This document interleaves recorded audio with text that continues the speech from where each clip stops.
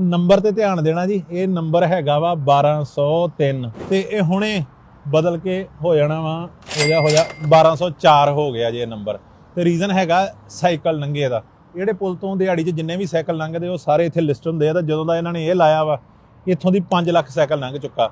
ਤੇ ਯੂਰਪ ਦੇ ਵਿੱਚ ਸਾਈਕਲਿੰਗ ਨੂੰ ਬਹੁਤ ਜ਼ਿਆਦਾ ਪ੍ਰਮੋਟ ਕੀਤਾ ਜਾ ਰਿਹਾ ਵਾ। ਜਿਹੜੀਆਂ ਗੱਡੀਆਂ ਦੀਆਂ ਸੜਕਾਂ ਸੀ ਉਹਨਾਂ ਨੂੰ ਚੇਂਜ ਕਰਕੇ ਸਾਈਕਲਿੰਗ ਰੂਟ ਬਣਾਏ ਜਾ ਰਹੇ ਆ। ਤੁਸੀਂ ਦੇਖ ਰਹੇ ਨਾਲ ਨੰਬਰ ਬਦਲੇ ਜਾ ਰਹੇ ਆ ਜਿਵੇਂ ਜਿਵੇਂ ਸਾਈਕਲ ਵਾਲੇ ਲੰਘ ਰਹੇ ਆ। ਆਪਾਂ ਜਿਵੇਂ ਰਿਫਾਈਨਡ ਤੇਲ ਤੋਂ ਮੁੜ ਕੇ ਫਿਰ ਘਿਓ ਤੇ ਆ ਗਏ ਨਾ, ਇਹ ਵੀ ਲੋਕ ਗੱਡੀਆਂ ਜਹਾਜ਼ਾਂ ਤੋਂ ਵਾਪਸ ਸਾਈਕਲਿੰਗ ਤੇ ਆ ਗਏ ਆ। ਤੇ ਆਪਾਂ ਇਹਨਾਂ ਦੀ ਰੀਸੇ ਬਹੁਤ ਕੁਝ ਜਾੜ ਲਿਆ ਵਾ। ਨਾ ਅਸੀਂ ਗੋਰੇ ਬਣ ਸਕੇ, ਨਾ ਅਸੀਂ ਪੰਜਾਬੀ ਰਹੇ, ਪਰ ਘੱਟੋ ਘੱਟ ਇਹਨਾਂ ਦੀ ਰੀਸੇ ਆਹ ਕੰਮ ਕਰ ਲਈਏ ਕਿ ਅਸੀਂ ਘਰਾਂ 'ਚ ਸਾਈਕਲ ਵਾੜ ਲਈਏ। ਸਾਡੇ ਘਰਾਂ 'ਚ ਗੱਡੀਆਂ ਆ ਗਈਆਂ, ਗੱਡੀਆਂ ਤੋਂ ਬਾਅਦ ਇਲੈਕਟ੍ਰੋਨਿਕ ਸਕੂਟੀਆਂ ਹੀ ਆ ਗਈਆਂ। ਅਸੀਂ ਬਾਜ਼ਾਰ ਵੀ ਜਾਣਾ, ਅੱਡੇ ਤੇ ਜਾਣਾ, ਮਾਰੋ ਸਕੂਟੀ ਨੂੰ ਸੈਲਫ, ਕਿਤੇ ਵੀ ਨਹੀਂ ਅਸੀਂ ਸਾਈਕਲ ਤੇ ਜਾਈਦਾ। ਕਿਲੋਮੀਟਰ 2 ਕਿਲੋਮੀਟਰ ਤੇ ਮੰਨੀਦਾ ਹੀ ਨਹੀਂ ਨਾ। ਦੁਨੀਆ ਦੇ ਵਿੱਚ ਜਿਹੜੀਆਂ 5-10 ਥਾਵਾਂ ਵਾ ਜਿੱਥੇ ਲੋਕੀ ਸਭ ਤੋਂ ਵੱਧ ਉਮਰ ਭੋਗਦੇ ਆ, ਉਹਨਾਂ ਸਾਰੀਆਂ ਥਾਵਾਂ ਦੇ ਵਿੱਚ ਇੱਕ ਚੀਜ਼ ਕਾਮਨ ਹੈਗੀ ਆ, ਉਹ ਹੈਗੀ ਤੁਰ ਕੇ ਕਿਤੇ ਜਾਣਾ ਤੇ ਸਾਈਕਲਿੰਗ ਦਾ ਇਸਤੇਮਾਲ। ਅਸੀਂ ਆਪਣੇ ਘਰਾਂ ਦੇ ਸਾਈਕਲ ਰੱਖਣਾ ਜ਼ਰੂਰ ਸ਼ੁਰੂ ਕਰੀਏ ਜਾਂ ਫਿਰ ਅਸੀਂ ਤੁਰ ਕੇ ਜਾਇਆ ਕਰੀਏ। So please back to roots.